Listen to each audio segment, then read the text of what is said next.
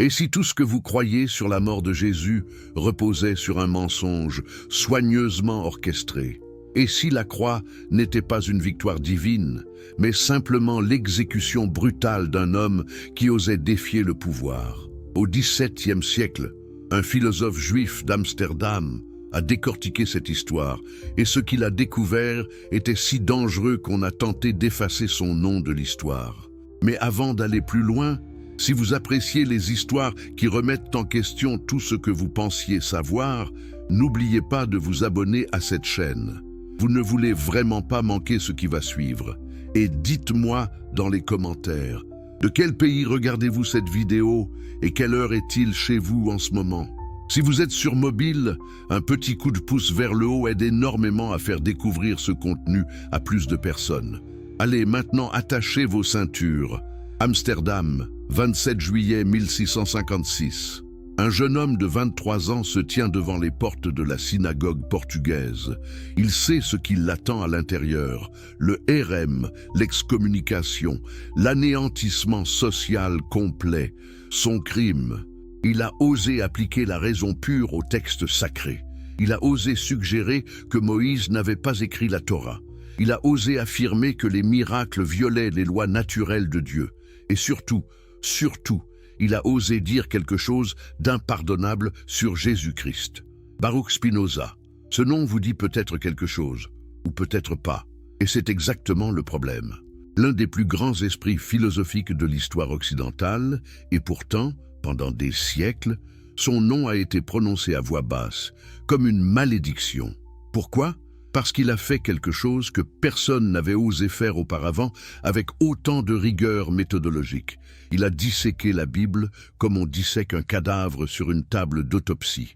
Et quand son scalpel intellectuel est arrivé à la crucifixion de Jésus, ce qu'il a trouvé sous les couches de mythologie, de dogmes et de propagande religieuse était si perturbant que ni les chrétiens ni les juifs ne pouvaient le tolérer. Vous pensez connaître l'histoire de la mort de Jésus. Vous pensez comprendre ce qui s'est passé sur cette colline appelée Golgotha il y a 2000 ans? Permettez-moi de vous poser une question simple. Avez-vous déjà vraiment réfléchi à la logique de cette histoire? Un Dieu tout-puissant, créateur de l'univers infini, décide que la seule façon de pardonner les péchés de l'humanité est de s'incarner en homme et de se faire torturer à mort par les Romains. Est-ce que cela a le moindre sens logique? Non, sérieusement, arrêtez-vous un instant et réfléchissez-y. Un Dieu parfait, omniscient, omnipotent, qui aurait pu choisir littéralement n'importe quelle méthode pour sauver l'humanité, choisit la plus théâtrale, la plus sanglante, la plus dramatique. Pourquoi Spinoza a posé cette question, et la réponse qu'il a trouvée va ébranler les fondements de votre foi. Dans les prochaines minutes, nous allons entreprendre un voyage philosophique et historique qui va déconstruire, pièce par pièce, la narrative traditionnelle de la crucifixion. Nous allons explorer comment un philosophe persécuté du XVIIe siècle a utilisé la raison pure pour démontrer que la mort de Jésus n'était pas un sacrifice cosmique, mais simplement l'exécution politique d'un rabbin juif gênant. Nous allons examiner pourquoi l'idée d'un Dieu qui exige du sang pour le pardon est logiquement absurde. Nous allons découvrir comment les évangiles ont été écrits, par qui et avec quels agendas politiques et théologiques. Et nous allons voir pourquoi cette vérité était si dangereuse qu'elle a coûté à Spinoza tout ce qu'il avait. Êtes-vous prêt à voir votre foi mise à l'épreuve de la raison? Êtes-vous prêt à envisager que tout ce qu'on vous a enseigné depuis l'enfance sur la signification de la croix pourrait être une construction théologique plutôt qu'une vérité historique? Si votre réponse est non, si vous préférez le confort de la croyance non questionnée, c'est le moment de quitter cette vidéo. Mais si vous avez le courage intellectuel d'affronter des idées inconfortables, restez. Parce que ce que vous êtes sur le point d'apprendre va changer votre compréhension du christianisme pour toujours. Première partie. L'homme qui osa penser. Qui était vraiment Baruch Spinoza? Avant de plonger dans ces idées révolutionnaires sur la mort de Jésus, nous devons comprendre l'homme lui-même. Parce que son histoire personnelle n'est pas seulement fascinante. Elle est essentielle pour comprendre pourquoi il a développé cette philosophie radicale qui allait terroriser l'establishment religieux de l'Europe. Imaginez Amsterdam au milieu du XVIIe siècle. La ville est un refuge pour les persécutés religieux de toute l'Europe. Les Juifs séfarades, chassés d'Espagne et du Portugal par l'Inquisition, ont trouvé ici une relative liberté. La famille de Spinoza fait partie de cette diaspora. Son père, Miguel de Spinoza, est un marchand prospère dans la communauté portugaise d'Amsterdam.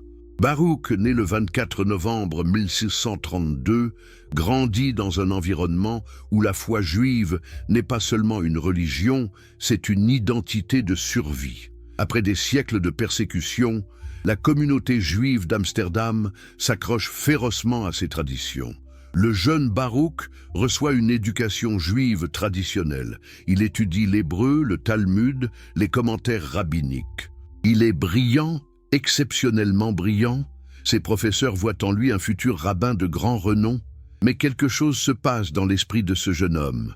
Il commence à lire des philosophes interdits. Descartes, Hobbes, Maïmonide. Il apprend le latin pour accéder aux textes classiques.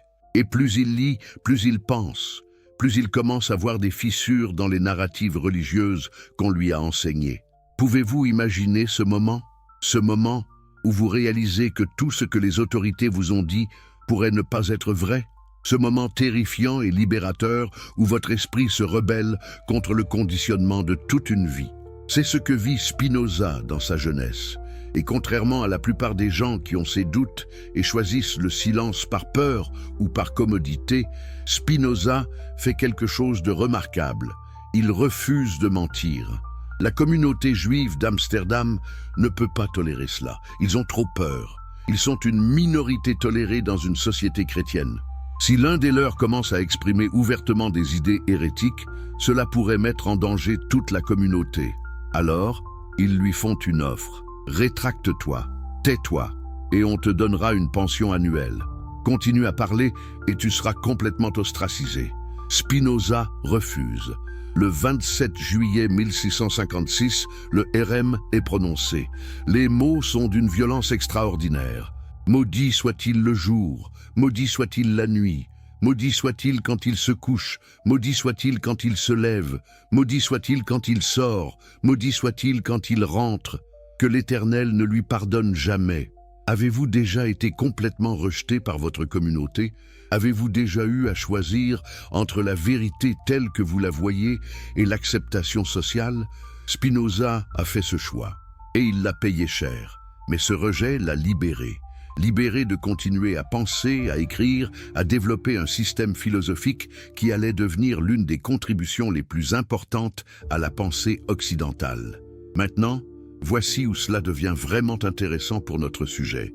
Spinoza ne s'est pas contenté de remettre en question le judaïsme. Non, il a tourné son regard analytique impitoyable vers le christianisme également, et spécifiquement vers son récit central, la crucifixion et la résurrection de Jésus-Christ.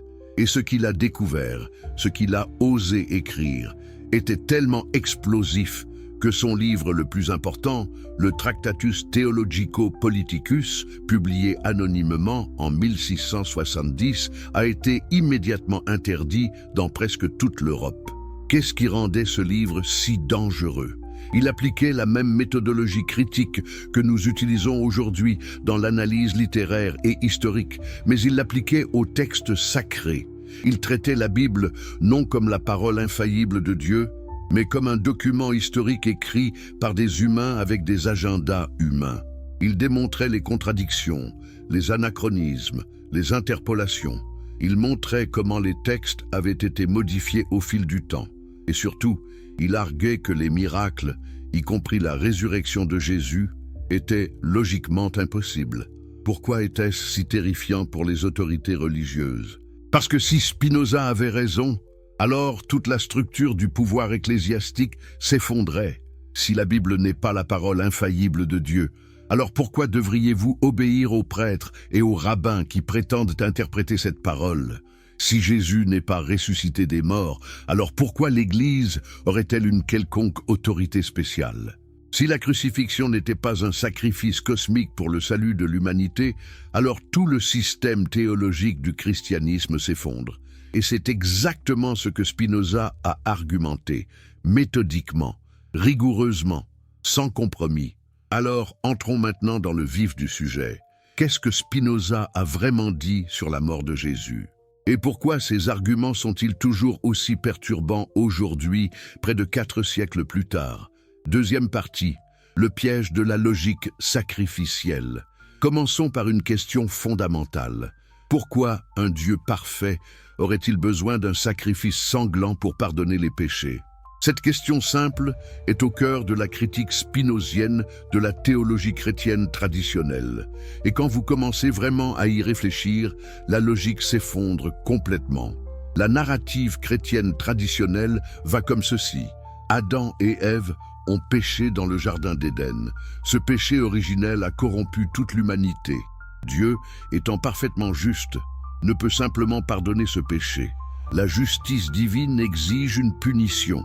Mais Dieu, étant également parfaitement miséricordieux, ne veut pas punir l'humanité éternellement. Alors, il trouve une solution. Il s'incarnera lui-même en homme, vivra une vie parfaite, puis se fera sacrifier. Ce sacrifice satisfait la justice divine, et maintenant Dieu peut pardonner ceux qui croient en ce sacrifice. Vous voyez le problème avec cette logique?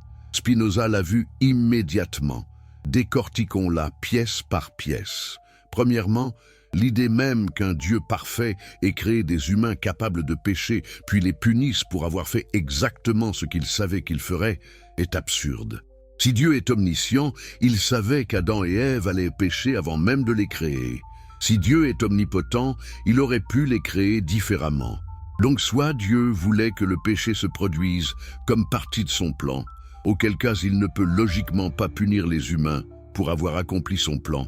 Soit Dieu n'est pas omniscient et omnipotent, auquel cas il n'est pas Dieu tel que défini par la théologie chrétienne. Mais allons plus loin. L'idée que Dieu exige du sang pour le pardon est profondément troublante quand vous y pensez. D'où vient cette idée? De la culture sacrificielle des anciennes religions du Moyen-Orient. Les Israélites sacrifiaient des animaux au temple. Pourquoi? Parce qu'ils croyaient que verser le sang d'un animal innocent apaisait Dieu. Mais réfléchissez à ce que cela implique sur la nature de Dieu. Cela suggère que Dieu est un être qui se délecte du sang, qui exige la mort d'innocents avant de pouvoir pardonner. Est-ce vraiment le Dieu parfaitement bon et aimant que le christianisme prétend adorer? Spinoza a posé cette question de manière brutalement directe. Pour lui, l'idée même qu'un Dieu parfait puisse exiger un sacrifice est une projection anthropomorphique. Les humains primitifs projetaient leur propre système de justice tribale et vengeance sur Dieu. Un roi humain pourrait exiger un tribut sanglant pour pardonner une offense. Mais Dieu, en tant qu'être parfait, transcende complètement ces catégories humaines mesquines. Voici comment Spinoza conceptualisait Dieu, et c'est absolument crucial pour comprendre sa critique de la crucifixion. Pour Spinoza, Dieu n'est pas une personne. Dieu n'est pas un vieux monsieur barbu assis sur un trône dans le ciel, jugeant les humains et décidant qui va au paradis ou en enfer. Cette image de Dieu est, selon Spinoza, une superstition infantile. Au lieu de cela, Dieu est la substance infinie, la totalité de tout ce qui existe. Dieu égale nature. Dieu égale l'univers dans sa totalité. Chaque chose qui existe est un mode de cette substance divine unique. Comprenez-vous ce que cela signifie pour la théologie de la crucifixion? Cela la rend complètement absurde. Si Dieu est la substance infinie elle-même, Dieu ne peut pas être en colère. Dieu ne peut pas changer d'avis. Dieu ne peut pas exiger un sacrifice. Toutes ces qualités sont humaines, temporelles, liées au changement et à l'imperfection. Le Dieu de Spinoza est éternel, nécessaire, immuable. Un tel Dieu ne négocie pas. Un tel Dieu n'a pas de plan de salut. Un tel Dieu ne peut même pas pardonner au sens traditionnel, parce que le pardon implique un changement d'attitude. Et Dieu ne change pas. Alors qu'est-ce que cela fait de la mort de Jésus? Dans le système spinoziste, la mort de Jésus est simplement un événement naturel. Un homme nommé Jésus a vécu en Judée au 1er siècle. Il a prêché certaines idées éthiques. Il est entré en conflit avec les autorités religieuses et politiques de son temps. Il a été exécuté par les Romains. C'est tout, il n'y avait aucun plan cosmique, aucune transaction divine, aucun sacrifice expiatoire. Juste la mort d'un homme, déterminée par des causes naturelles comme toutes les autres morts. Est-ce que cela vous choque? Cela devrait, c'est censé choquer. Parce que si Spinoza a raison, alors toute la sotériologie chrétienne, toute la théologie de la rédemption est construite sur une fondation conceptuellement incohérente. L'idée que la mort de Jésus vous sauve n'a aucun sens dans un univers gouverné par des lois naturelles nécessaires et immuables. Mais peut-être pensez-vous, d'accord, mais qu'en est-il du témoignage biblique? Les évangiles disent clairement que Jésus est venu pour mourir pour nos péchés. Jésus lui-même le dit. Ah, mais c'est là que l'analyse critique de Spinoza devient vraiment intéressante. Parce qu'il ne se contente pas de rejeter la narrative de la crucifixion sur des bases philosophiques. Il la démonte également sur des bases historiques et textuelles. Spinoza était l'un des premiers érudits à appliquer ce que nous appelons maintenant la critique biblique historique. Il a regardé qui a écrit les évangiles, quand ils ont été écrits et avec quels agendas. Et ce qu'il a découvert remet en question tout le récit traditionnel. Les évangiles n'ont pas été écrits par des témoins oculaires. Marc, le premier évangile écrit, a été composé au moins 40 ans après la mort de Jésus. Matthieu et Luc ont été écrits encore plus tard, probablement dans les années 80 ou 90 de notre ère. Jean a été écrit peut-être dès l'an 100 de notre ère. Aucun des auteurs n'a connu Jésus personnellement. Ils écrivaient pour des communautés chrétiennes spécifiques, des décennies après les événements, avec des objectifs théologiques spécifiques en tête. Qu'est-ce que cela signifie pour la fiabilité de leur récit de la crucifixion? Cela signifie que nous ne lisons pas des rapports historiques neutres de ce qui s'est passé.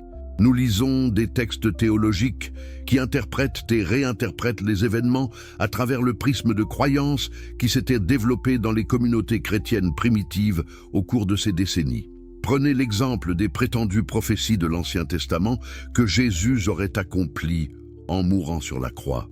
Les évangiles citent constamment des passages de l'Ancien Testament et disent « Cela s'est produit pour accomplir ce qui a été dit par le prophète ». Mais voici le problème.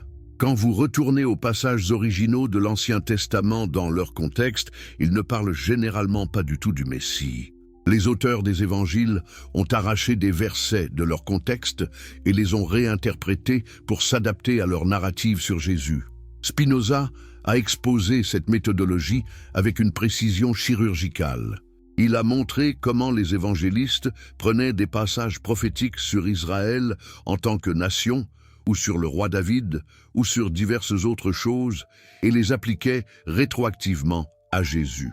C'était de la manipulation textuelle délibérée pour créer l'apparence d'un accomplissement prophétique. Pourquoi feraient-ils cela? Parce qu'ils essayaient de convaincre d'autres Juifs que Jésus était le Messie.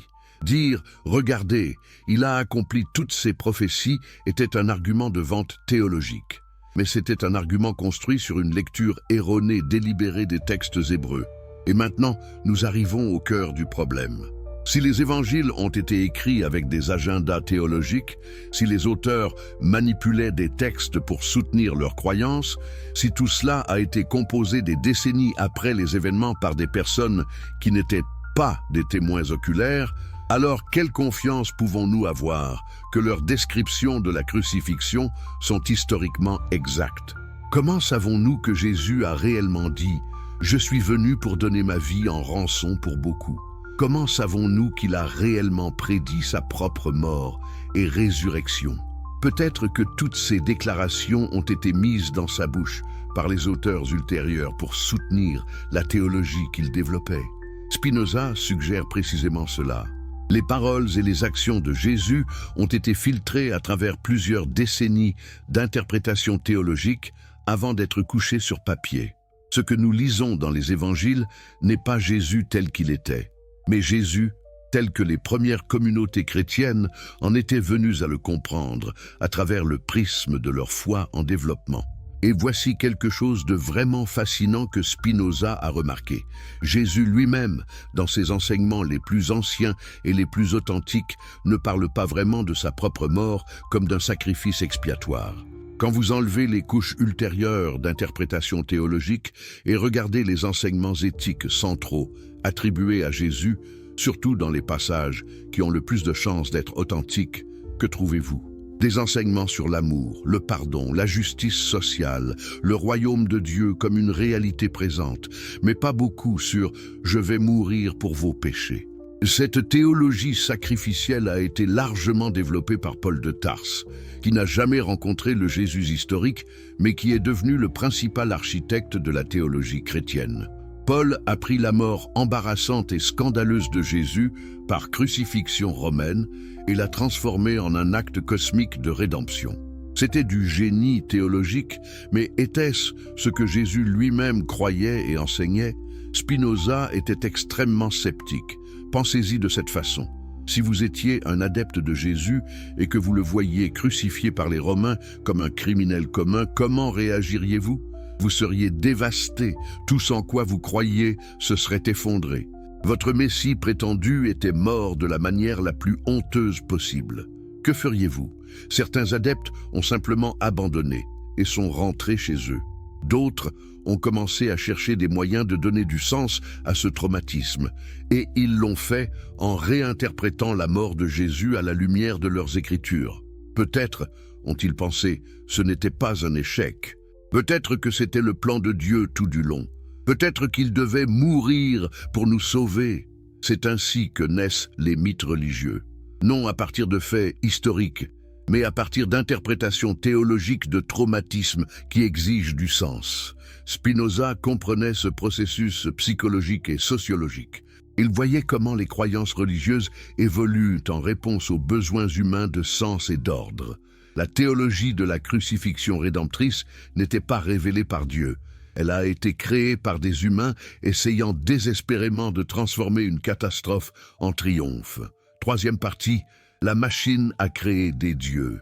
Maintenant, allons encore plus profondément. Qui était réellement Jésus de Nazareth? Pas le Christ de la foi, pas le Fils de Dieu des conciles ecclésiastiques, mais l'homme historique qui a vécu et est mort en Judée au 1er siècle.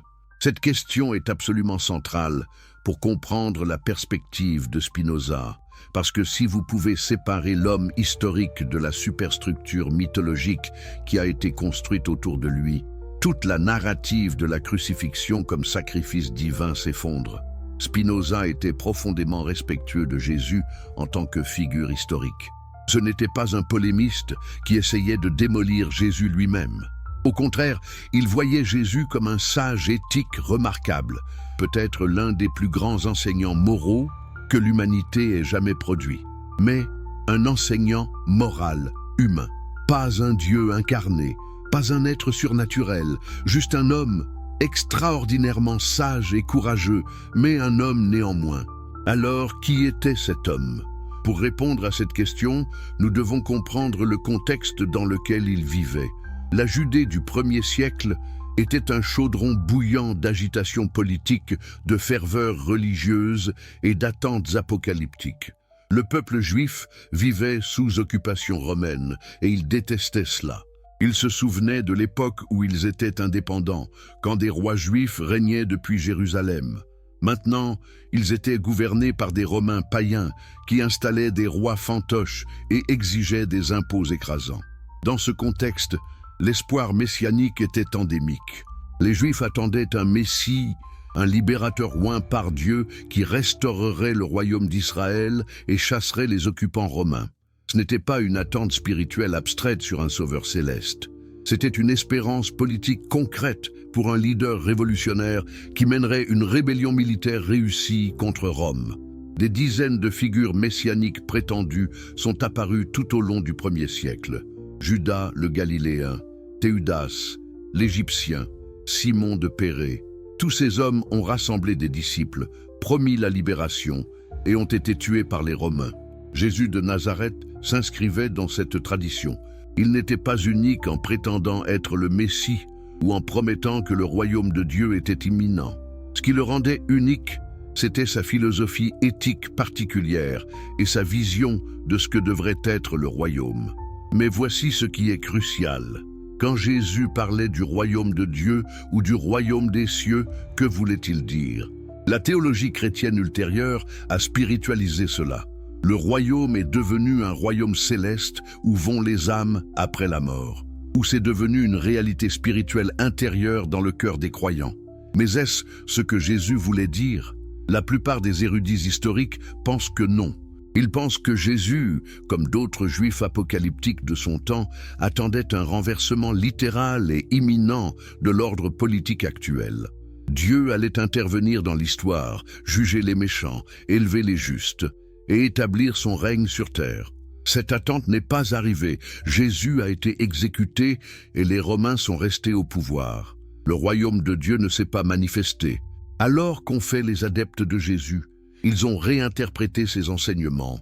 Le royaume est devenu spirituel plutôt que politique. La victoire de Jésus est devenue la résurrection plutôt que la révolution militaire. Et sa mort, au lieu d'être un échec embarrassant, a été réimaginée comme le point central du plan de salut de Dieu. Spinoza a vu à travers ce processus de réinterprétation.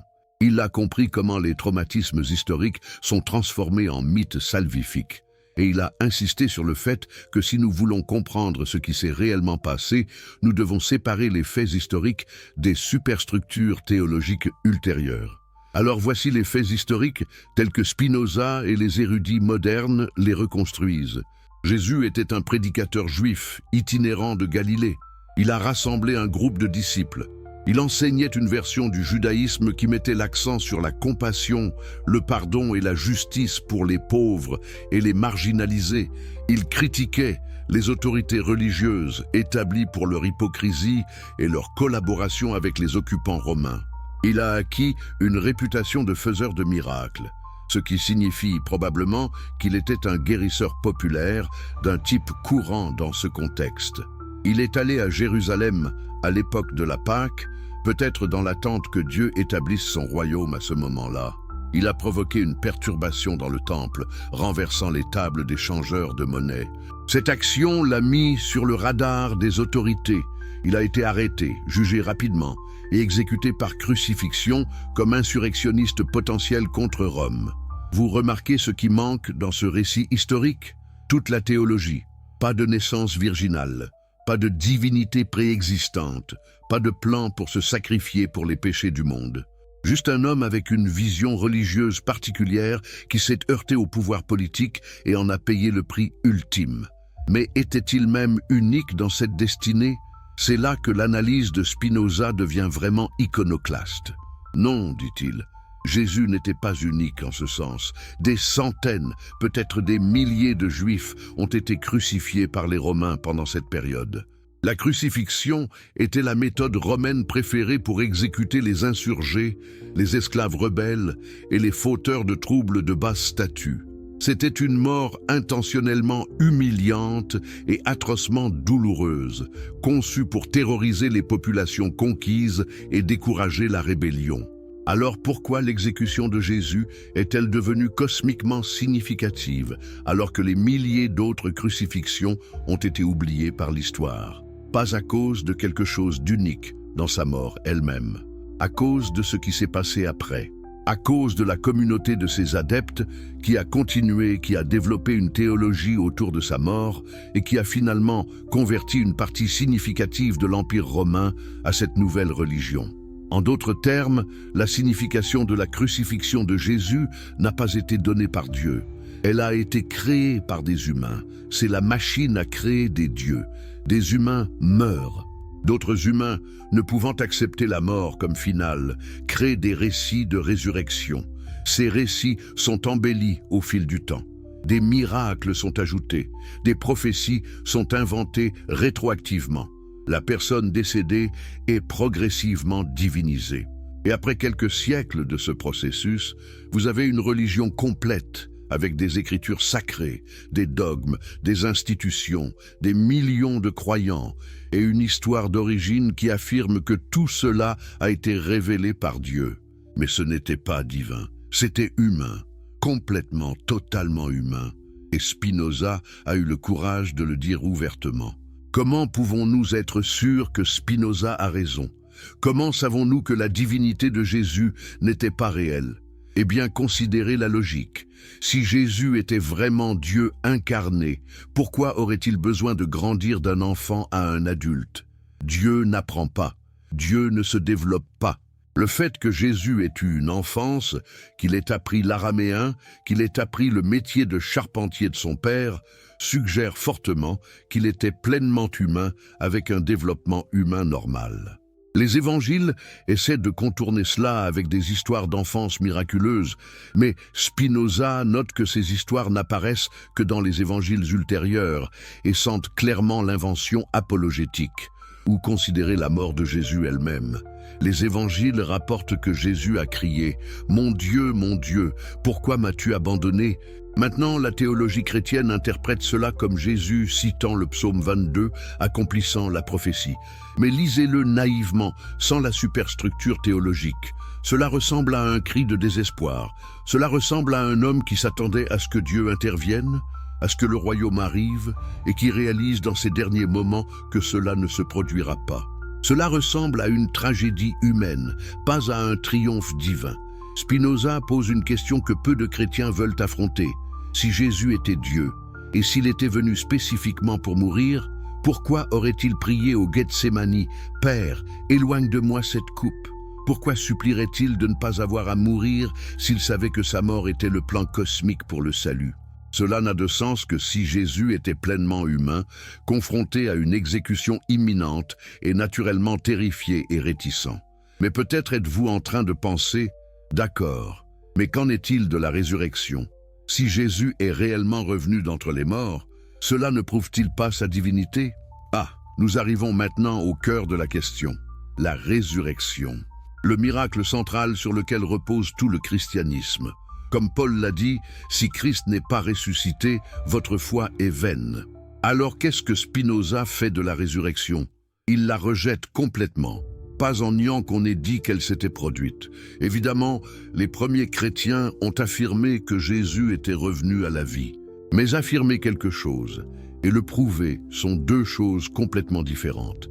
Et pour Spinoza, l'idée même d'une résurrection viole les lois fondamentales de la nature, qui sont les lois de Dieu lui-même.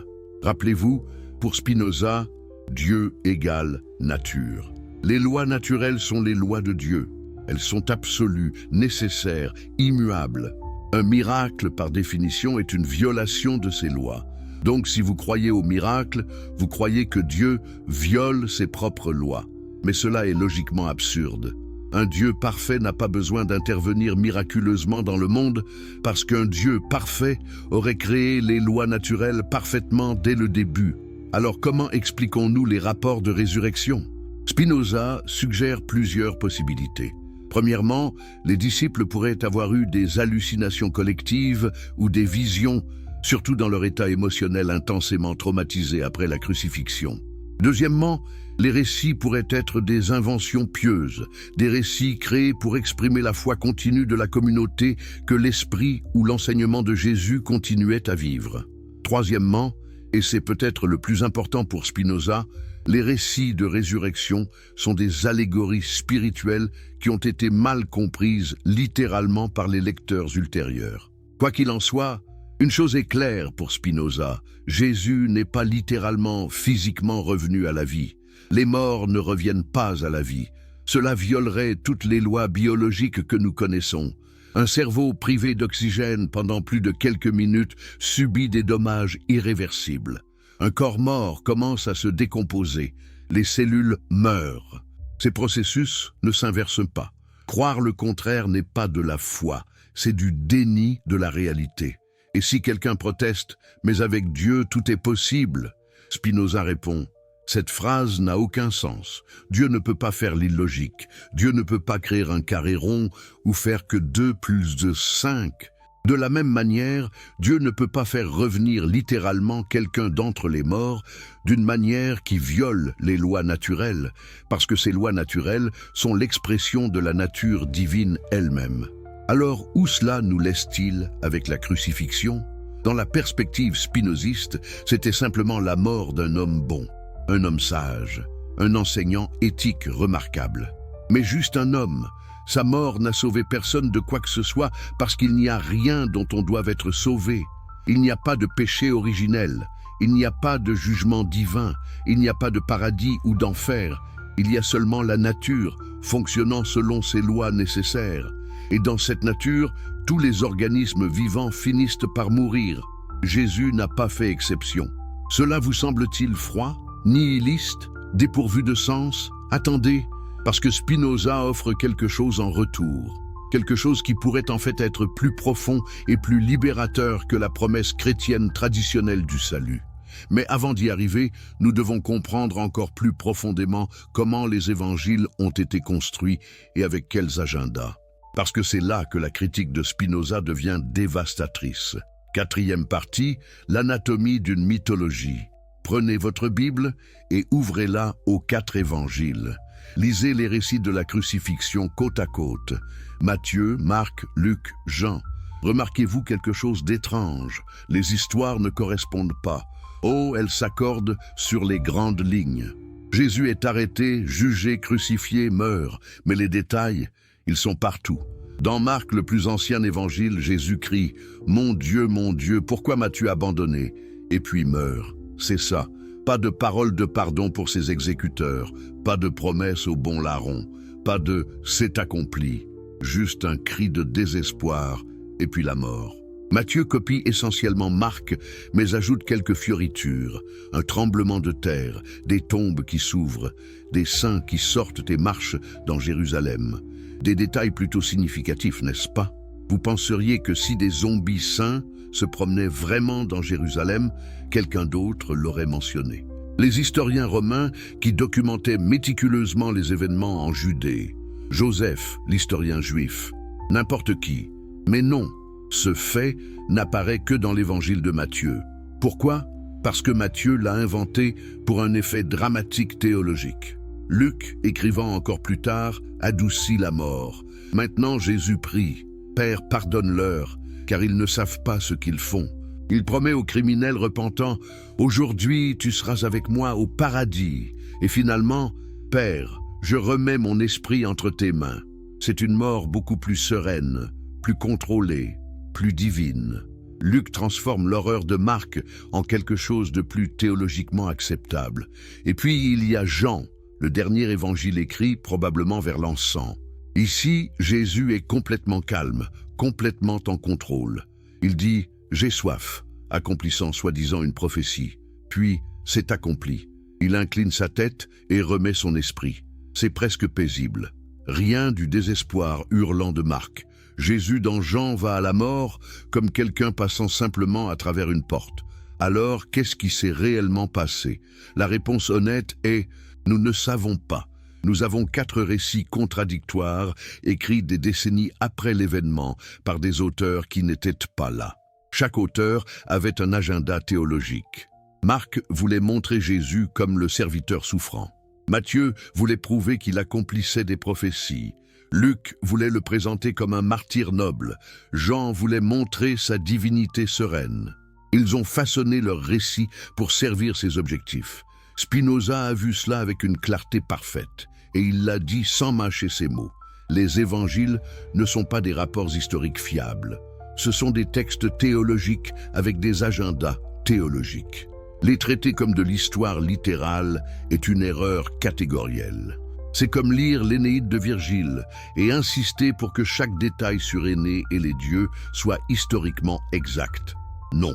Ce sont des textes qui utilisent l'histoire et la mythologie pour transmettre des vérités théologiques et philosophiques telles que les auteurs les comprennent. Mais voici où cela devient vraiment intéressant.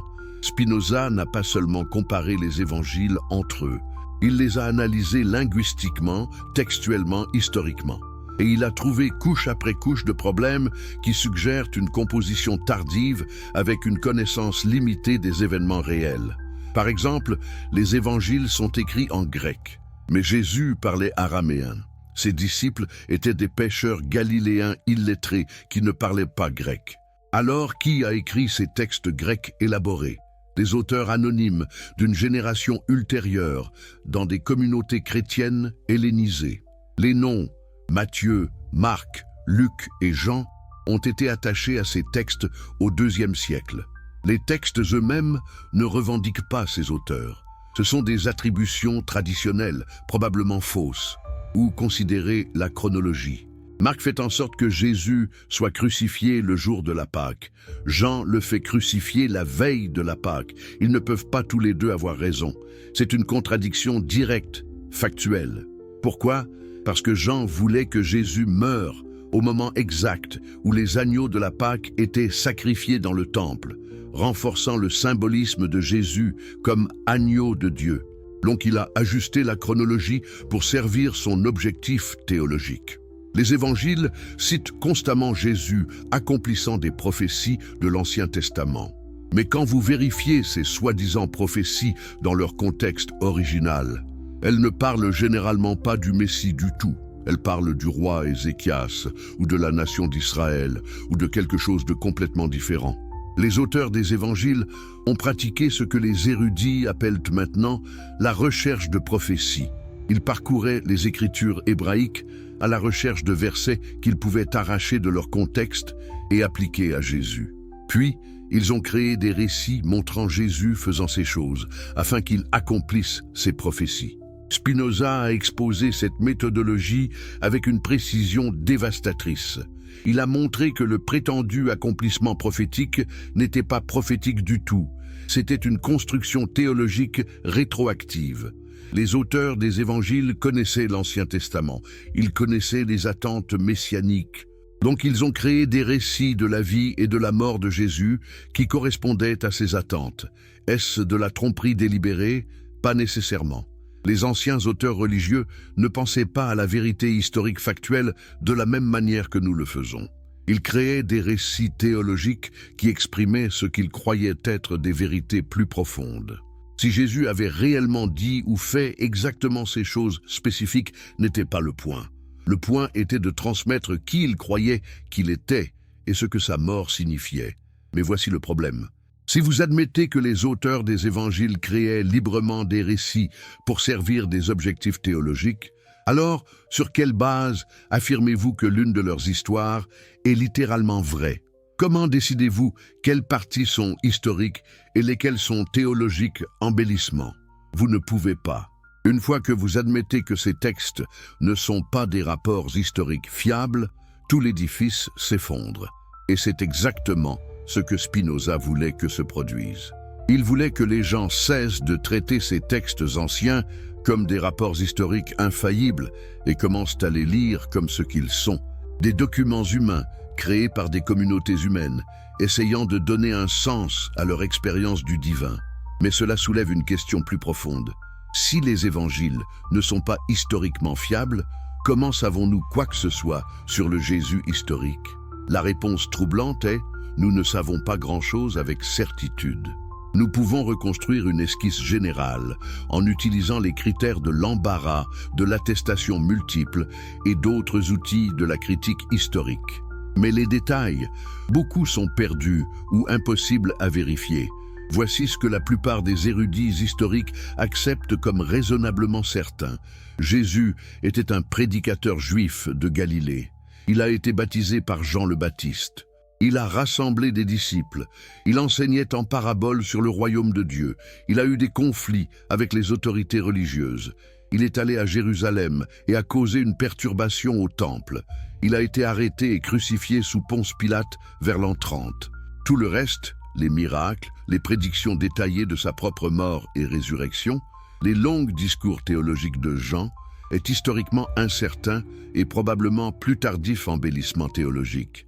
Et c'est profondément inconfortable pour les croyants traditionnels.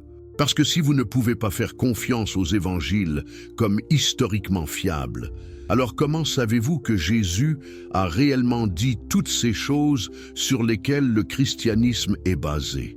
Comment savez-vous qu'il a prétendu être le Fils de Dieu?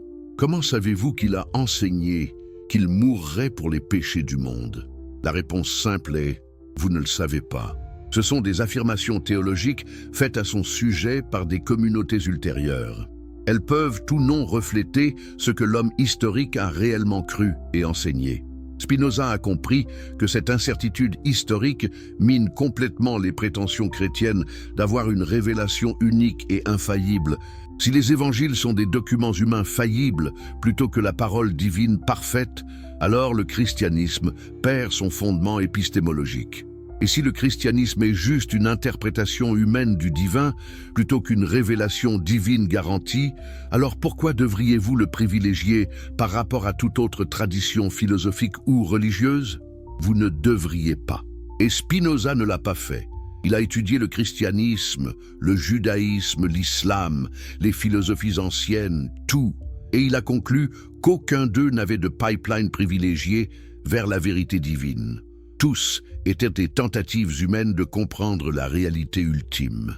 Certains étaient plus sophistiqués philosophiquement que d'autres, mais aucun n'était révélé.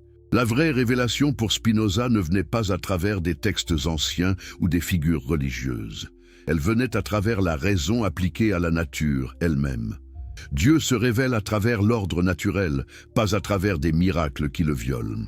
Et vous accédez à cette révélation à travers la philosophie et la science, pas à travers la foi en des histoires anciennes de Dieu mourant et ressuscitant.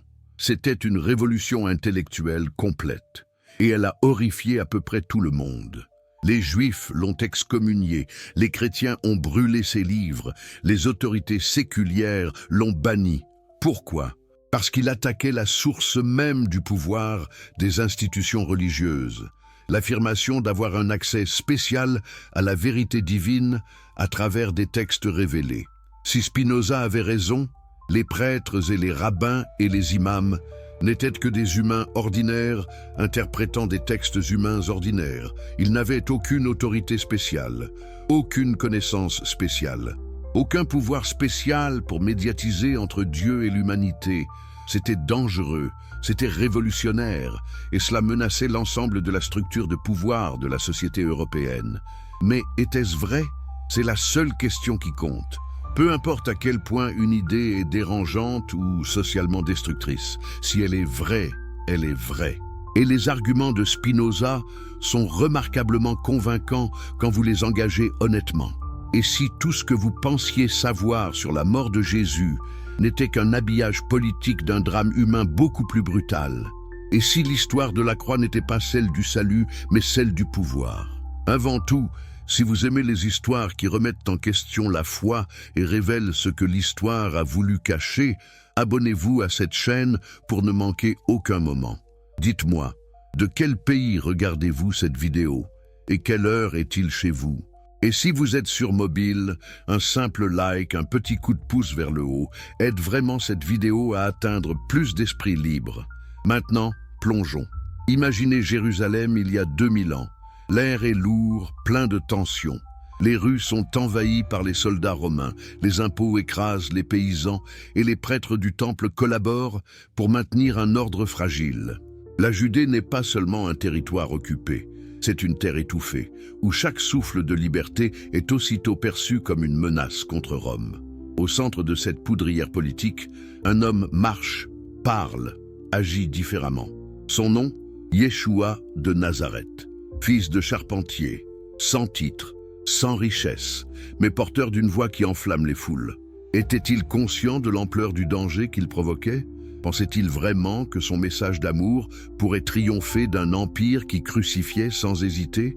Spinoza, lui, ne voyait pas un Dieu dans cet homme. Il voyait un homme dans un Dieu, un être nécessairement inscrit dans la causalité universelle, déterminé par la nature autant que par l'histoire. Rien pour Spinoza n'échappe à la causalité, pas même le soi-disant destin du Christ. Et s'il n'y a pas de libre arbitre absolu, alors la mort de Jésus, loin d'être un choix divin, n'était qu'une conséquence inévitable d'un enchaînement de causes naturelles, politiques, sociales, psychologiques. Jésus devait mourir, non parce qu'un ciel l'avait décrété, mais parce que la logique du pouvoir le rendait inévitable. Alors posons la question que presque aucune église n'ose poser. Pourquoi Rome crucifiait-elle? Et surtout, pourquoi Jésus? La crucifixion n'était pas une méthode d'exécution ordinaire. Elle était un spectacle de terreur politique. On ne crucifiait pas pour punir des voleurs, mais pour écraser des révoltes. Rome réservait cette mort lente et publique à ceux qui mettaient en péril son autorité, esclaves rebelles, insoumis, prétendus messies capables de galvaniser les masses. Mourir sur une croix, c'était être inscrit dans la liste des ennemis de l'État. À cette lumière, comment comprendre l'histoire de Jésus? Était-il un simple prêcheur ou un agitateur dangereux qui menaçait la stabilité romaine par la ferveur populaire qu'il déclenchait? Spinoza, en exilé lucide du XVIIe siècle, observait que la théologie chrétienne avait effacé ce contexte politique pour peindre un tableau purement spirituel. Jésus n'aurait pas été tué par Rome, mais pour des raisons mystiques. Un peu comme si un pouvoir impérial exterminait un militant, et qu'on expliquait ensuite que c'était le plan de Dieu. Ironie divine ou camouflage idéologique? Dans le contexte judéen, Jésus n'était pas le seul à prétendre que le royaume de Dieu approchait. Les collines de Galilée bruissaient de prêcheurs messianiques, chacun avec sa promesse de libération. Certains brandissaient l'épée, d'autres la parole. Jésus, semble-t-il, appartenait à une branche sans armes, mais politiquement explosive. Car annoncer le royaume de Dieu, c'était implicitement nier le royaume de César. N'était-ce pas, pour Rome, une forme de sédition?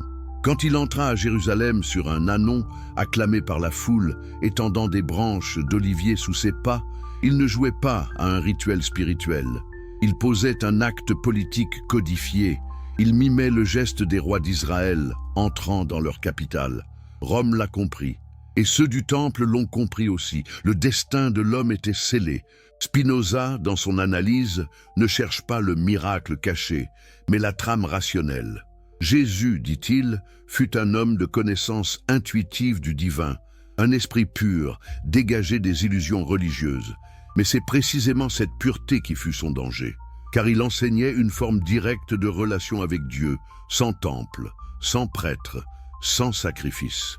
Pouvez-vous imaginer ce que représentait ce message pour ceux dont la fortune dépendait du temple? Une menace existentielle. Un Dieu qui ne réclame plus ni offrande ni sacrifice, c'est la ruine du clergé.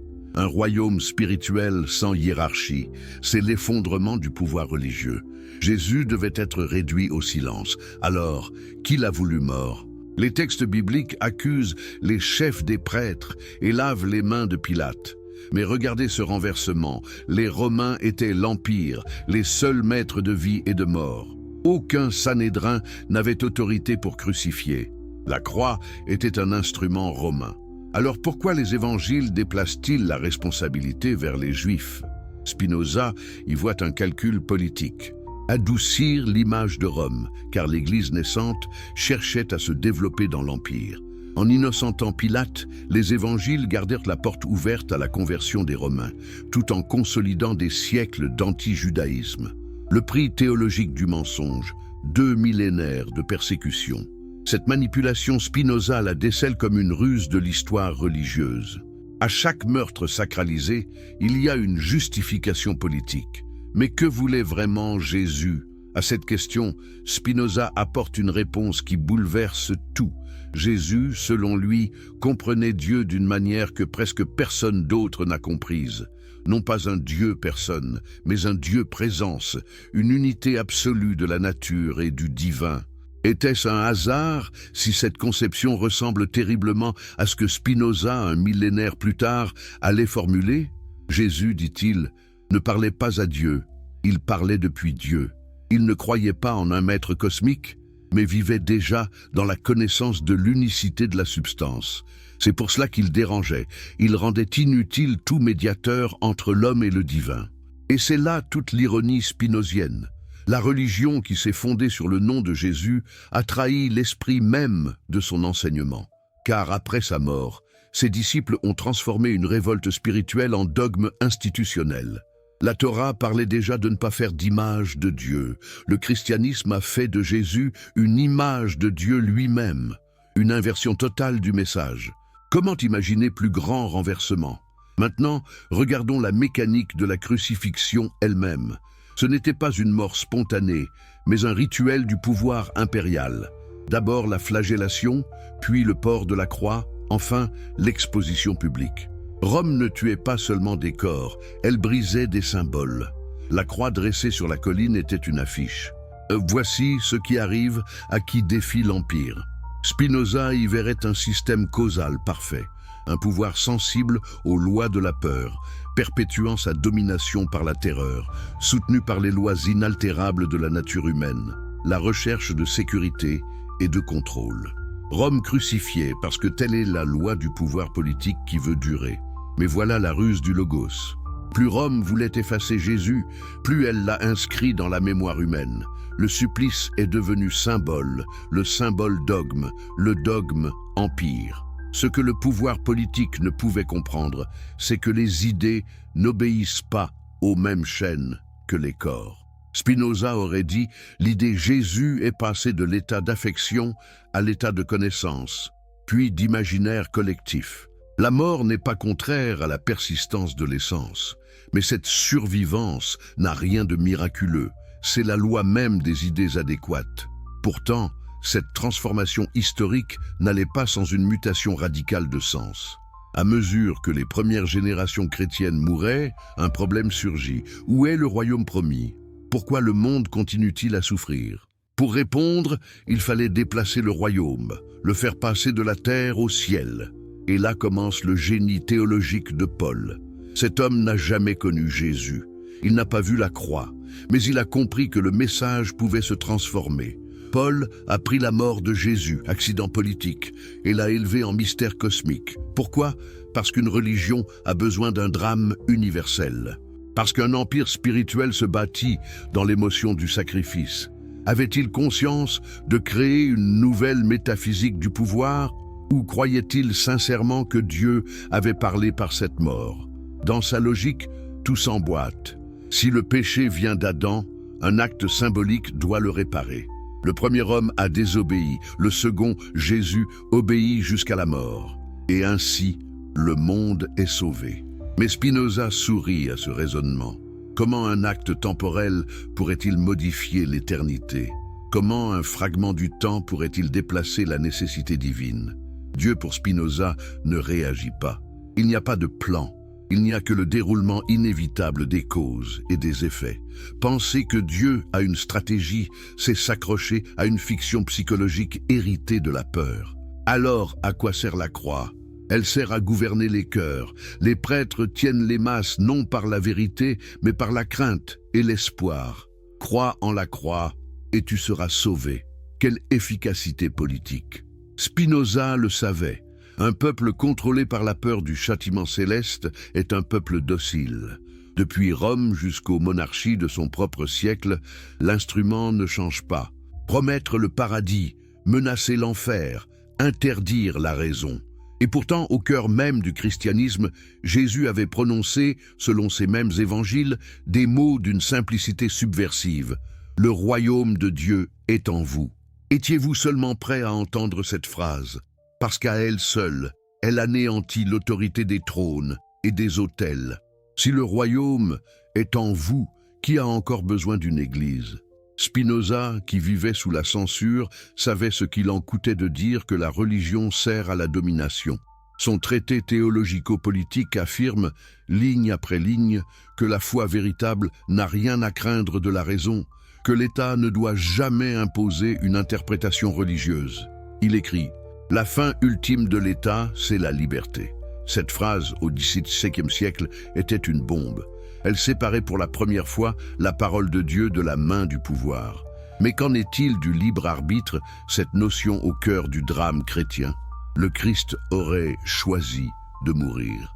Les hommes choisissent d'accepter son sacrifice. Spinoza détruit cette fiction avec son concept le plus radical. Tout est déterminé. Les hommes se croient libres parce qu'ils ignorent les causes qui les déterminent. Jésus inclut. Son entrée à Jérusalem, son conflit avec les marchands du temple, sa mort sur la croix, tout cela n'est pas un choix, mais une conséquence nécessaire d'une multitude de déterminations autant extérieures qu'intérieures. Dans l'univers spinoziste, tout ce qui existe découle de la nature même de Dieu, nature. Rien n'aurait pu se passer autrement. Même la crucifixion était inscrite dans cette trame causale infinie. Et si cela était vrai, Cela signifierait que le sacrifice n'est pas un acte de volonté, mais un moment dans le flux éternel de la nécessité. Que la tragédie du calvaire n'est qu'un fragment éphémère d'un cosmos qui ne connaît ni bien ni mal dans l'absolu. Que notre lenteur à l'accepter vient de notre orgueil. Nous voulons croire que Dieu nous parle personnellement, alors qu'en réalité, nous parlons seuls dans le vide que nous avons rempli de notre propre voix. Jésus, dit Spinoza, n'est pas mort pour nos péchés. Il est mort parce que les lois naturelles, politiques et psychologiques de son époque ne pouvaient produire d'autre issue. Il incarne le destin tragique de tout esprit libre confronté au pouvoir. Et c'est en ce sens seulement qu'il est divin, parce qu'il représente la manifestation la plus haute de la connaissance intuitive, celle qui unit l'intellect à l'ordre éternel de la nature. Jésus ne s'est pas sacrifié, il a été sacrifié par l'ignorance. Alors, quand vous regardez une croix, demandez-vous, voyez-vous un mystère céleste ou voyez-vous un homme broyé par une machine politique? Et quand vous priez, savez-vous à qui vous parlez? À un Dieu imaginaire de châtiment ou à la totalité éternelle dont vous êtes déjà une partie? Les mots de Spinoza traversent le temps. Ils dérangent toujours, parce qu'ils détruisent le mythe du sens accordé par l'extérieur et nous forcent à reconnaître la divinité intérieure. Le salut ne vient pas de la mort d'un autre, mais de la compréhension du tout. Connaître, c'est déjà se sauver. Comprendre que tout est nécessité, c'est déjà cesser de haïr, cesser de craindre, cesser de se racheter. Dans cette lumière, la mort de Jésus n'est pas un drame divin, mais le miroir où l'humanité voit son illusion se dissoudre. Imaginez maintenant le silence après la croix. Le sang s'est coagulé, la rumeur des foules s'est dissipée, et les soldats romains, indifférents, sont déjà repartis vers un autre supplice. La nature a repris son cours immuable. Le monde n'a pas changé. Mais dans l'esprit des disciples, quelque chose d'inconcevable commence. Un récit va naître. Un récit capable de transformer un échec politique en victoire cosmique. Comment est-ce possible ? Comment une exécution banale dans une province oubliée est-elle devenue la matrice d'une religion qui allait dominer la moitié du monde? C'est ici que Spinoza introduit la vérité la plus dérangeante de toutes. L'humanité ne supporte pas le hasard. Là où il y a douleur, elle veut du sens. Là où il y a mort, elle veut promesse. Quand le Messie est mort sur la croix, ses disciples ont dû soit renoncer, soit réinterpréter. Et c'est ce second réflexe qui a tout changé. Car l'imagination, cette faculté que Spinoza distingue de la raison, n'analyse pas, elle compose. Elle tisse des liens, invente des causes et transforme le réel en symbole. La première Église fut une œuvre d'imagination. La foi, un pansement posé sur la plaie de l'histoire. Mais qu'est-ce que l'imagination sans le pouvoir pour l'entretenir? C'est ici qu'apparaît Paul de Tarse, l'homme clé sans lequel le christianisme serait peut-être resté une secte juive marginale. Hébété par la mort du rabbi, il a une révélation, intérieure ou hallucinée, peu importe, et comprend que la croix peut devenir un centre de gravité nouveau. Si le Messie mort est une absurdité pour la raison juive, il devient puissance théologique pour la foi paulinienne. Scandale pour les uns, folie pour les autres, écrit-il lui-même. Mais c'est ainsi qu'on bâtit des dogmes, en donnant à l'absurde une logique divine. Spinoza voit dans la figure de Paul le premier grand philosophe de l'irrationnel religieux. Paul a compris ce que les empereurs comprennent de l'État, qu'un récit qui fait obéir vaut mieux qu'une vérité qui libère. En fondant la foi sur la crucifixion, il a verrouillé la conscience collective par le sentiment de dette. Vous êtes nés pécheurs. Vous devez à ce Dieu votre existence et votre salut. Dès lors, l'homme devient dépendant d'une grâce qu'il ne comprend pas, d'une culpabilité qu'il n'a pas choisie. Quel système pourrait être plus efficace pour contrôler les esprits? Mais demandez-vous, qu'est-ce qu'un péché pour un Dieu qui est la totalité? Comment une partie de la nature pourrait-elle offenser la nature elle-même? Spinoza répond, c'est impossible. Rien dans l'univers ne peut être contraire à Dieu, car tout ce qui est découle de lui. Le concept de péché est une fiction morale fabriquée par ceux qui veulent gouverner spirituellement les autres. Un moyen de produire la peur et donc la docilité. En détruisant la notion même de péché, Spinoza libère Dieu de la morale humaine. et ce faisant, il libère l'homme de la culpabilité religieuse. Mais que reste-t-il alors? Une responsabilité infinie, la lucidité, vivre sans l'excuse du mal, vivre sans l'attente d'un sauveur. L'esprit faible a besoin d'un Christ pour mourir à sa place. L'esprit libre comprend qu'il n'a jamais été séparé. Alors, la croix cesse d'être un drame, devient un miroir. Et dans ce miroir, Spinoza voit non pas la souffrance d'un sauveur, mais le reflet de l'humanité tout entière en train de s'auto-mythifier. À mesure que les générations passent, le récit se consolide. Les évangiles se copient, les variantes se fixent, les doutes s'écartent, des conciles tranchent, des dogmes s'imposent. On déclare que Dieu est un et trois à la fois. On décrète que Jésus est pleinement homme et pleinement Dieu. Pensez-y, quelle autre idée aurait pu unir un empire entier? Rome s'est écroulée, mais l'Église a survécu, car elle a appris à parler la langue du pouvoir. Le sang du crucifié s'est transformé en encre ecclésiastique, et Spinoza, regardant ce processus depuis Amsterdam, comprend que la religion n'est jamais purement spirituelle. C'est une architecture du politique. Elle façonne les consciences, définit le permis et l'interdit, distribue les peurs et les espérances. Ce qu'on appelle foi n'est souvent qu'obéissance intériorisée. Et pourtant, quel paradoxe terrible. Le message d'origine, celui de Jésus, celui de la compassion, de l'amour et du détachement des biens terrestres, contenait déjà la graine de cette ambivalence. Car tout message universel peut devenir un empire dès qu'il est écrit, codifié, hiérarchisé. Alors, que ferait Spinoza face à cette tragédie de l'esprit? Il n'appelle pas à la haine des religions, mais à leur transfiguration. Il écrit « Laissez la foi simple aux humbles, mais qu'on ne persécute jamais la raison. » Pour lui, Jésus fut celui qui possédait une idée adéquate de Dieu, une compréhension intuitive de l'unité de toutes choses. Mais la masse n'en a pas saisi la portée. Elle a préféré la légende à la logique. Était-ce inévitable? Oui, répond la causalité spinozienne. Puisqu'il faut que l'esprit humain passe de l'imaginaire à la raison et que ce passage soit graduel, les mythes étaient nécessaires. Ils étaient la préparation à la pensée. Le christianisme, dans cette lecture, n'est pas une aberration, mais une étape. Une illusion utile, porte d'entrée vers la lumière philosophique. Tranchant mais juste, Spinoza ne détruit pas, il évalue. Regardons maintenant cet autre angle tragique, le fameux libre arbitre de Jésus au Gethsémani. Selon les textes, il aurait dit « Père, éloigne de moi cette coupe ». Cette phrase, pour Spinoza, résume tout. Elle prouve l'humanité pure du Nazaréen. Un être fini, déterminé par le besoin naturel de se conserver, priant pour échapper à la mort. Loin de l'image d'un agneau docile, c'est un homme qui lutte contre la nécessité. Et cette lutte éternelle est la nôtre.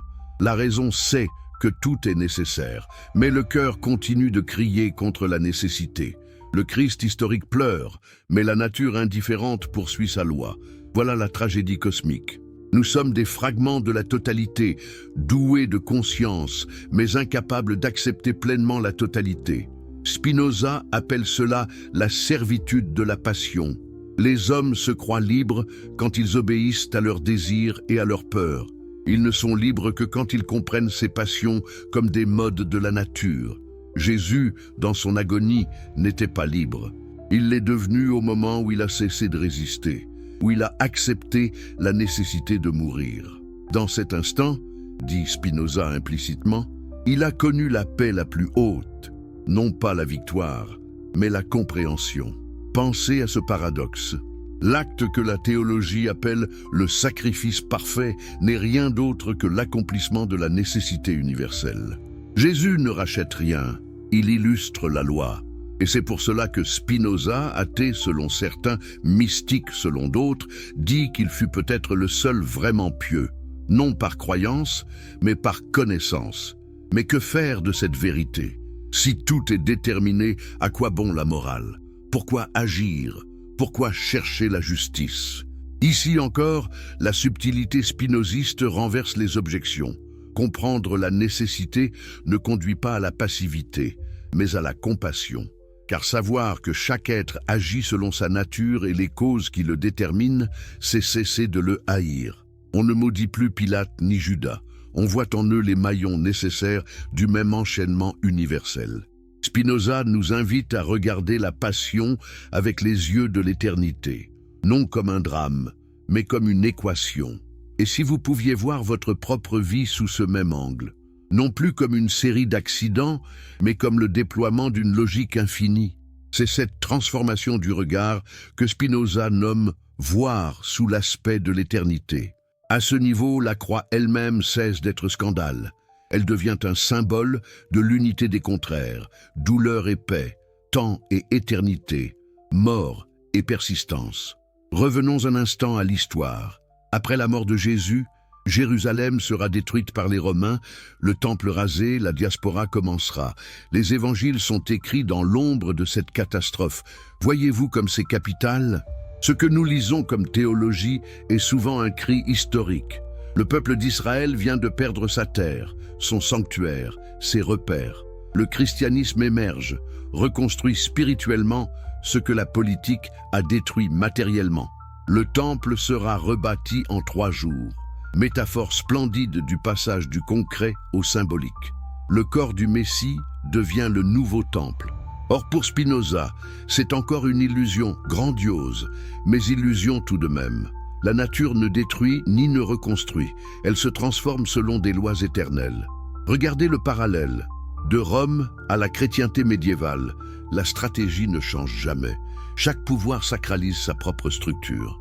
Quand Constantin adopte la croix comme symbole impérial, il ne se convertit pas à la vérité du Christ. Il convertit le Christ au service de l'Empire. De persécuter, la religion devient persécutrice. Spinoza, des siècles plus tard, en subira encore la trace. Excommunié, maudit, parce qu'il avait osé voir la mécanique du sacré. Mais il y a plus profond. Cette mécanique, ce n'est pas seulement une affaire de prêtres ou de rois. Elle est dans nous-mêmes. Chaque fois que nous préférons une explication miraculeuse à la logique, chaque fois que nous cherchons un sens au lieu d'une cause, nous recréons la croix. Nous crucifions la raison par peur de la vérité nue. Voilà le véritable péché, selon Spinoza. Non pas la chair, mais l'ignorance volontaire.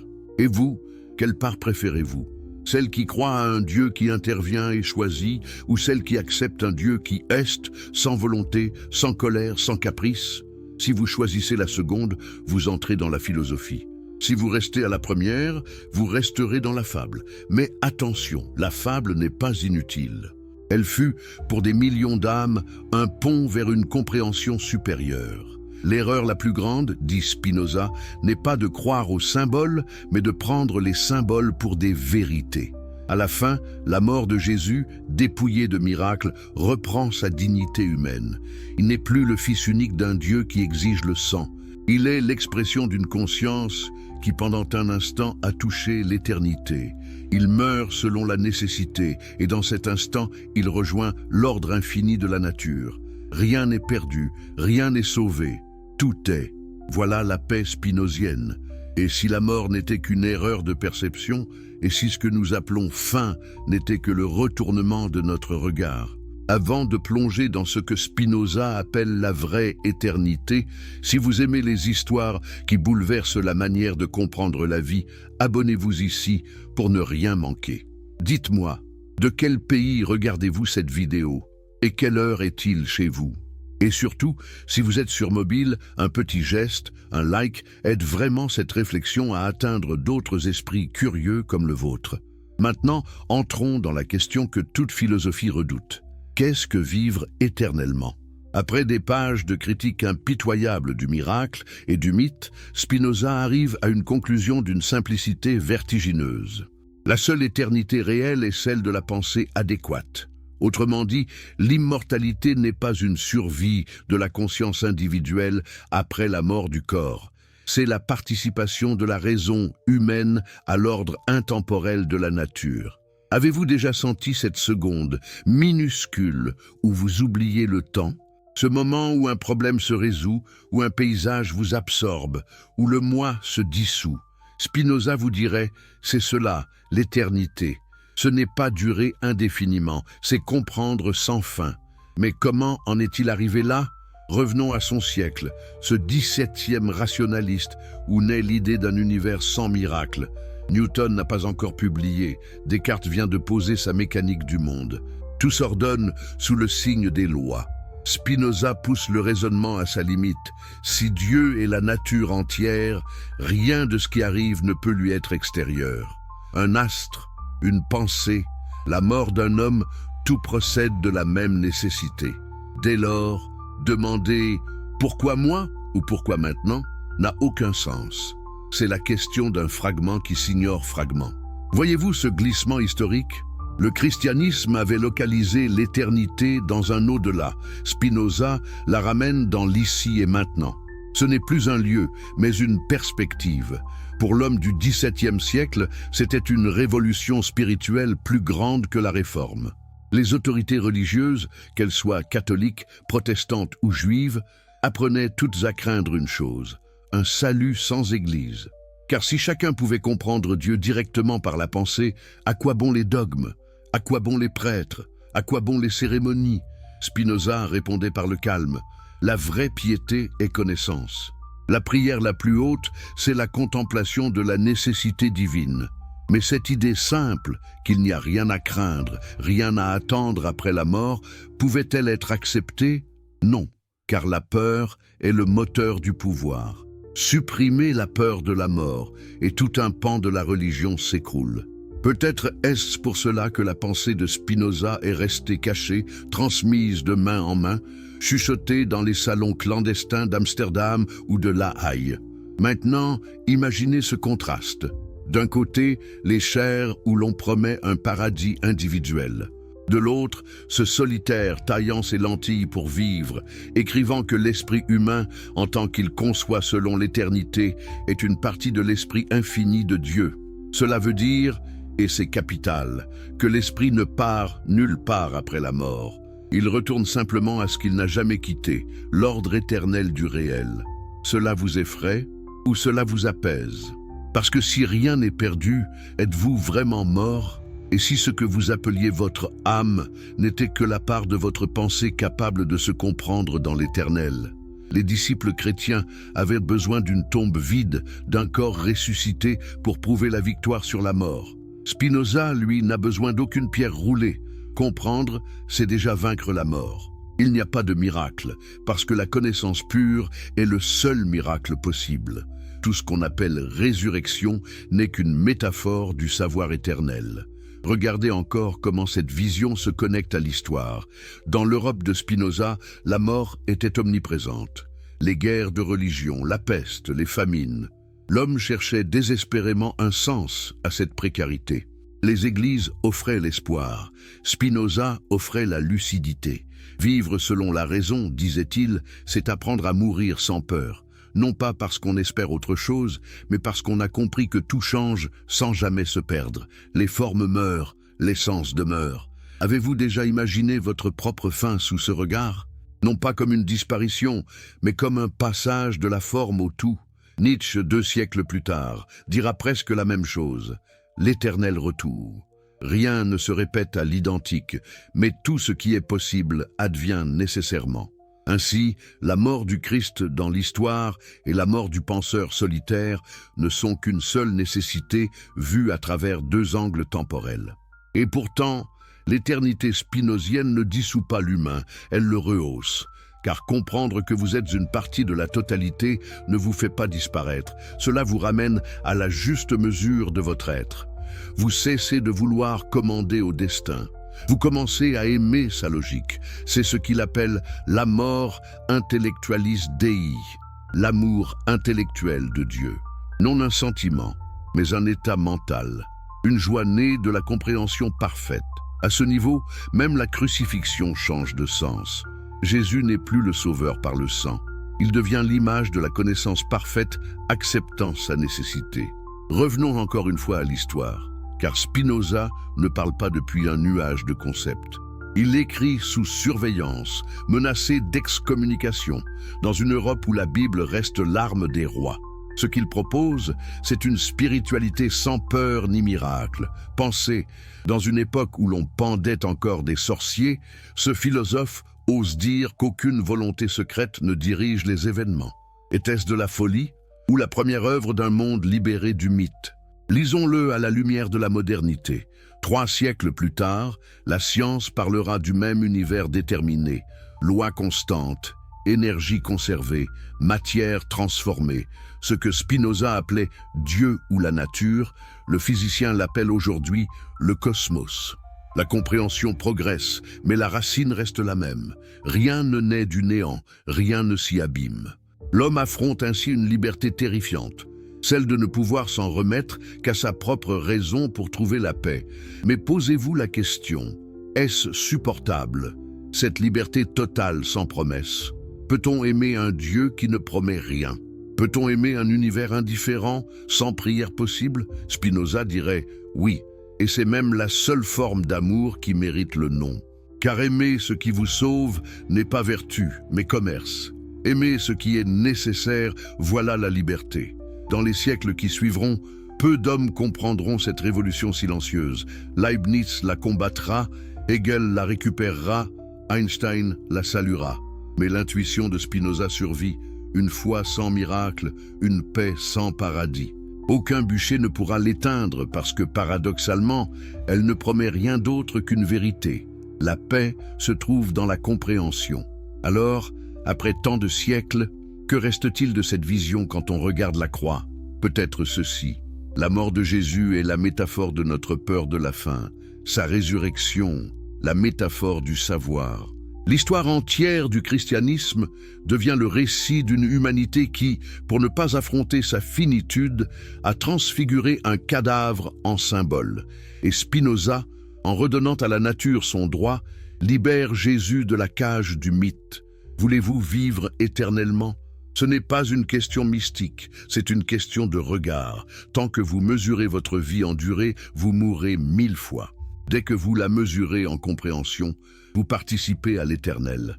Et si la mort n'était qu'une erreur de perception, et si ce que nous appelons fin n'était que le retournement de notre regard, avant de plonger dans ce que Spinoza appelle la vraie éternité, si vous aimez les histoires qui bouleversent la manière de comprendre la vie, abonnez-vous ici pour ne rien manquer. Dites-moi, de quel pays regardez-vous cette vidéo et quelle heure est-il chez vous? Et surtout, si vous êtes sur mobile, un petit geste, un like, aide vraiment cette réflexion à atteindre d'autres esprits curieux comme le vôtre. Maintenant, entrons dans la question que toute philosophie redoute. Qu'est-ce que vivre éternellement? Après des pages de critiques impitoyables du miracle et du mythe, Spinoza arrive à une conclusion d'une simplicité vertigineuse. La seule éternité réelle est celle de la pensée adéquate. Autrement dit, l'immortalité n'est pas une survie de la conscience individuelle après la mort du corps. C'est la participation de la raison humaine à l'ordre intemporel de la nature. Avez-vous déjà senti cette seconde, minuscule, où vous oubliez le temps? Ce moment où un problème se résout, où un paysage vous absorbe, où le moi se dissout? Spinoza vous dirait, c'est cela, l'éternité. Ce n'est pas durer indéfiniment, c'est comprendre sans fin. Mais comment en est-il arrivé là? Revenons à son siècle, ce 17e rationaliste, où naît l'idée d'un univers sans miracle. Newton n'a pas encore publié. Descartes vient de poser sa mécanique du monde. Tout s'ordonne sous le signe des lois. Spinoza pousse le raisonnement à sa limite. Si Dieu est la nature entière, rien de ce qui arrive ne peut lui être extérieur. Un astre, une pensée, la mort d'un homme, tout procède de la même nécessité. Dès lors, demander « pourquoi moi » ou « pourquoi maintenant » n'a aucun sens. C'est la question d'un fragment qui s'ignore fragment. Voyez-vous ce glissement historique? Le christianisme avait localisé l'éternité dans un au-delà. Spinoza la ramène dans l'ici et maintenant. Ce n'est plus un lieu, mais une perspective. Pour l'homme du XVIIe siècle, c'était une révolution spirituelle plus grande que la Réforme. Les autorités religieuses, qu'elles soient catholiques, protestantes ou juives, apprenaient toutes à craindre une chose, un salut sans Église. Car si chacun pouvait comprendre Dieu directement par la pensée, à quoi bon les dogmes? À quoi bon les prêtres? À quoi bon les cérémonies? Spinoza répondait par le calme, la vraie piété et connaissance. La prière la plus haute, c'est la contemplation de la nécessité divine. Mais cette idée simple, qu'il n'y a rien à craindre, rien à attendre après la mort, pouvait-elle être acceptée? Non, car la peur est le moteur du pouvoir. Supprimer la peur de la mort, et tout un pan de la religion s'écroule. Peut-être est-ce pour cela que la pensée de Spinoza est restée cachée, transmise de main en main, chuchotée dans les salons clandestins d'Amsterdam ou de La Haye. Maintenant, imaginez ce contraste. D'un côté, les chairs où l'on promet un paradis individuel. De l'autre, ce solitaire taillant ses lentilles pour vivre, écrivant que l'esprit humain en tant qu'il conçoit selon l'éternité est une partie de l'esprit infini de Dieu. Cela veut dire, et c'est capital, que l'esprit ne part nulle part après la mort, il retourne simplement à ce qu'il n'a jamais quitté, l'ordre éternel du réel. Cela vous effraie ou cela vous apaise? Parce que si rien n'est perdu, êtes-vous vraiment mort? Et si ce que vous appeliez votre âme n'était que la part de votre pensée capable de se comprendre dans l'éternel? Les disciples chrétiens avaient besoin d'une tombe vide, d'un corps ressuscité pour prouver la victoire sur la mort. Spinoza, lui, n'a besoin d'aucune pierre roulée. Comprendre, c'est déjà vaincre la mort. Il n'y a pas de miracle, parce que la connaissance pure est le seul miracle possible. Tout ce qu'on appelle résurrection n'est qu'une métaphore du savoir éternel. Regardez encore comment cette vision se connecte à l'histoire. Dans l'Europe de Spinoza, la mort était omniprésente. Les guerres de religion, la peste, les famines. L'homme cherchait désespérément un sens à cette précarité. Les églises offraient l'espoir. Spinoza offrait la lucidité. Vivre selon la raison, disait-il, c'est apprendre à mourir sans peur. Non pas parce qu'on espère autre chose, mais parce qu'on a compris que tout change sans jamais se perdre. Les formes meurent, l'essence demeure. Avez-vous déjà imaginé votre propre fin sous ce regard? Non pas comme une disparition, mais comme un passage de la forme au tout. Nietzsche, 2 siècles plus tard, dira presque la même chose. L'éternel retour. Rien ne se répète à l'identique, mais tout ce qui est possible advient nécessairement. Ainsi, la mort du Christ dans l'histoire et la mort du penseur solitaire ne sont qu'une seule nécessité vue à travers 2 angles temporels. Et pourtant, l'éternité spinozienne ne dissout pas l'humain, elle le rehausse. Car comprendre que vous êtes une partie de la totalité ne vous fait pas disparaître. Cela vous ramène à la juste mesure de votre être. Vous cessez de vouloir commander au destin. Vous commencez à aimer sa logique. C'est ce qu'il appelle la mort intellectualis Dei, l'amour intellectuel de Dieu. Non un sentiment, mais un état mental, une joie née de la compréhension parfaite. À ce niveau, même la crucifixion change de sens. Jésus n'est plus le sauveur par le sang. Il devient l'image de la connaissance parfaite, acceptant sa nécessité. Revenons encore une fois à l'histoire, car Spinoza ne parle pas depuis un nuage de concepts. Il écrit sous surveillance, menacé d'excommunication, dans une Europe où la Bible reste l'arme des rois. Ce qu'il propose, c'est une spiritualité sans peur ni miracle. Pensez, dans une époque où l'on pendait encore des sorciers, ce philosophe ose dire qu'aucune volonté secrète ne dirige les événements. Était-ce de la folie ou la première œuvre d'un monde libéré du mythe? Lisons-le à la lumière de la modernité. 3 siècles plus tard, la science parlera du même univers déterminé, loi constante, énergie conservée, matière transformée. Ce que Spinoza appelait Dieu ou la nature, le physicien l'appelle aujourd'hui le cosmos. La compréhension progresse, mais la racine reste la même. Rien ne naît du néant, rien ne s'y abîme.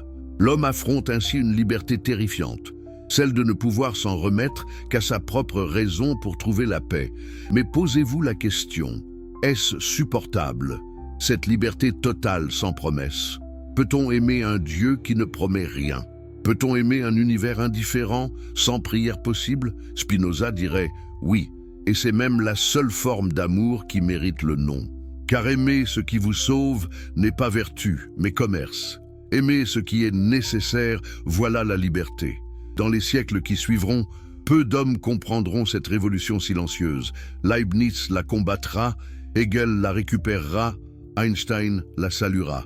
Mais l'intuition de Spinoza survit, une foi sans miracle, une paix sans paradis.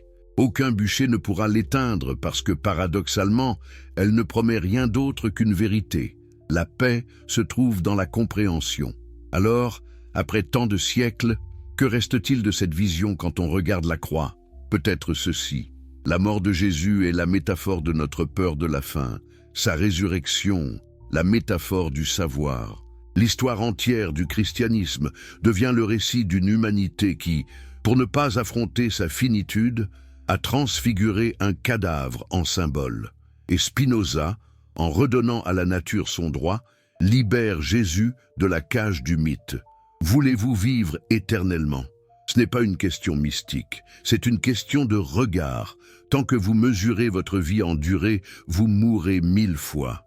Dès que vous la mesurez en compréhension, vous participez à l'éternel.